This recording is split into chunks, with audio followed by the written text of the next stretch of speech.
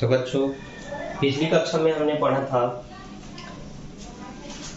पहला प्रश्न और उसके एक एग्जाम्पल, ताकि आपको पहला प्रश्न बहुत आसानी से समझ में आ जाए और वो बन भी जाए। सेम काम हम आज भी करेंगे।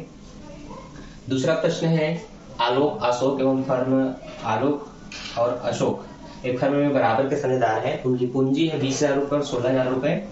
अशोक को प्रति माह 600 रुपए वेतन पाने का अधिकार है। पूंजी पर ब्याज 6% वार्षिक दर से दिया जाएगा। उस वर्ष का लाभ है संयोजन का पूरा 12,000 रुपए। लाभ हानि नियोजन खाता तैयार कीजिए। आपको मैंने बताया था, अगर आपने मेरा पहला वीडियो नहीं देखा तो डिस्क्रिप्शन में लिंक दिया है, जाकर के आप देख सकते हैं। सबसे पहले आपको याद रखना है, जो पहला काम हमें करना है वो करना है पूंजी पर ब्याज निकालने का। लेकिन उससे पहले आप लाभ हानि संयोजन खाता का प्रारूप देखेंगे, जो किस तरह से होता है। विवरण राशि इंग्लिश में हम कहेंगे particular amount, profit and loss appropriation account. ठीक, अब आगे बढ़ते हैं। हमें करना क्या है, पूंजी पर ब्याज निकालना है। इंटरेस्ट ऑन कैपिटल ऑफ 6%, ठीक है, 6% दिया है, निकालते हैं। तो देखिए इस तरह से निकाल सकते हैं। 20,000 की पूंजी है, जिस पर 6% निकालेंगे तो इस तरह से कट करके निकलेगा 6 दूनी 12, 1200। ठीक है, इंग्लिश मीडियम के बच्चे आपको पता है 6 2 12, ठीक है। 16,000 का गुणा 2 से फिर से 6 से करेंगे, 2 0 से 2 0 कटा, 16 छक्के 96 होता है और 1 0 का 1 0। इस तरह से आप कह सकते हैं कि पहले का निकला 1200, दूसरे का निकला 960 होता है। चलिए अब बनाते हैं। सबसे पहले हम लिखेंगे पूंजी पर ब्याज। पूंजी पर ब्याज। अब देखते हैं, दो व्यक्ति हैं, अशोक और आलोक, है ना। तो आलोक है और अशोक है। एक का निकला 1200, दूसरे का निकला 960। कुल मिलाकर कितना हुआ? तो कुल मिलाकर हुआ 2160 रुपए। ठीक है, 2160 रुपए। आगे बढ़ते हैं। इस प्रश्न में बताया कि प्रति माह 600 रुपए वेतन पाने का अधिकार है अशोक। तो वेतन दिया जाएगा अब, तो वेतन को लिखेंगे, इसको अशोक को, ये हमने लिखा अशोक। ठीक है, चलिए अब आपको पता होना चाहिए 600 रुपए प्रति माह दिया जा रहा है, तो पूरे साल भर दिया जाता होगा। तो पूरे साल भर दिया जा रहा है, इसलिए हम 12 से गुणा करेंगे। तो 12 से गुणा करने के बाद क्या आता है देखते हैं। तो 12 पंचे 60, 12 छक्के 72, 7,200 रुपए निकलेगा। हमने लिखा 7,200 रुपए। ठीक, इसके बाद देखते हैं आगे क्या है। इसके बाद है शुद्ध लाभ 12,000 का, इसको हम इस तरफ लिखेंगे, शुद्ध लाभ या लाभ करके नोट लिखेंगे 12,000 रुपए। ठीक, आगे बढ़ते हैं। अब हमारे पास ऐसा कुछ भी नहीं जिसको लिखा जाएगा। तो मैंने पहले भी बताया था, पहले प्रश्न में 2 चीजें बस लिखनी थी, एक पूंजी पर ब्याज लिखना था, एक शुद्ध लाभ लिखना था, फिर दोनों को घटा करके हमें लाभ हानि को बांटना था। यह नया क्या ऐड हुआ, यहाँ पर ऐड हुआ वेतन। किसी को वेतन मिलता है। अब आपको एक बात का ध्यान में रखना है, वेतन के बारे में 2 कंडीशन होती है। पहला, प्रति माह दी जा रही है तो आप 12 से गुणा करेंगे, जितना रुपए भी दिया जाता है उसमें। और अगर वार्षिक इतना दिया जाता है बोले तो 12 से गुणा नहीं होगा, वार्षिक में जितनी अमाउंट दी जाती है सिर्फ उसको लिखेंगे। अब ये बात जो मैंने आपको बताया, अभी मैं इसके एक एग्जाम्पल प्रश्न करवाता हूँ, हम बनाएंगे तो आपको ज्यादा समझ में आएगा। ठीक, अब बैलेंस करते हैं। देखिए टोटल राशि 12,000 रुपए है, सबसे बड़ी राशि। अब ये दोनों को जोड़ेंगे तो 7 2 9,360, 9,360 घटाते हैं। 10 में 6 जाएगा 4, 9 में 3 जाएगा 6 और 11 में 9 जाएगा 2। ठीक, इस तरह से निकला 2,640। साझेदार जो है वो बराबर के हैं, इसका मतलब इनको हम आधा कर देंगे। तो 2 1 2, 2 3 6, 2 2 4, 2 0 0। अतः हम कह सकते हैं अब हमें लिखना है लाभ को साझेदारों के पूंजी खाता में हस्तांतरित करने पर।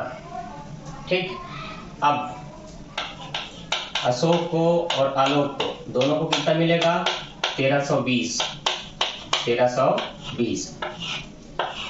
तो कुल मिलाकर हम लिख देंगे 2,640 रुपए।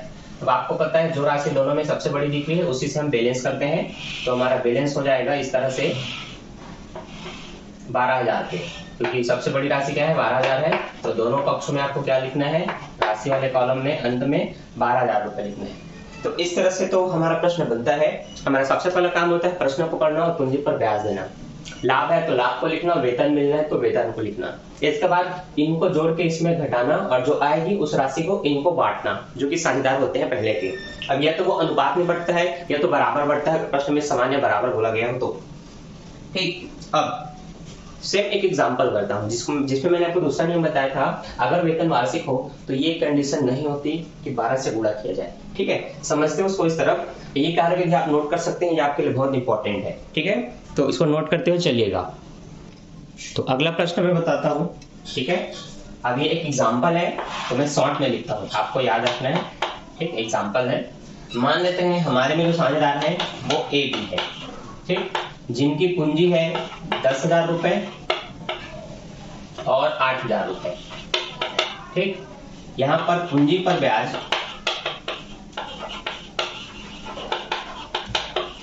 5% वार्षिक दर से दिया जाएगा। ठीक है, 5%। और बी को 3,000 रुपए वार्षिक वेतन दिया जाएगा। ठीक है, लाभ उस वर्ष का 16,000 रुपए। कितना रुपए लाभ है? 16,000 रुपए लाभ है। तो लाभ नियोजन खाता तैयार कीजिए। अब समस्त जानकारी विकराल रूप में लिखी जाएगी आपके प्रश्न में, मैंने इसको शॉर्ट में लिख दिया। ऐसा प्रश्न आपके बुक में दिया है, 4थे नंबर का प्रश्न है। अभी हम उसको भी बनाएंगे आने वाले वीडियो में, तो देखते हैं। सेम काम हमें करना है। तो देखिए कॉलम तो यही रहेगा, यहाँ पर मैं कॉलम तैयार कर लेता हूँ। ठीक, अब ये एग्जाम्पल प्रश्न है हमारा। सबसे पहला काम मैंने बताया था पूंजी पर ब्याज निकालने का। तो हमारी पूंजी है पहले व्यक्ति का 10,000। 10,000 का 5% निकालेंगे, 2 जीरो से 2 जीरो काटेंगे, 2 जीरो बचा है और 1 बचा, मतलब 100 बचा है। 100 पंचे 500। ठीक है, अब उसी तरह बी के पूंजी पर ब्याज निकालेंगे। तो बी की पूंजी है 8,000। 8,000 का 5% निकालेंगे, 2 जीरो से 2 जीरो कटा, 8 पंचे 40 और 8 शून्य 0।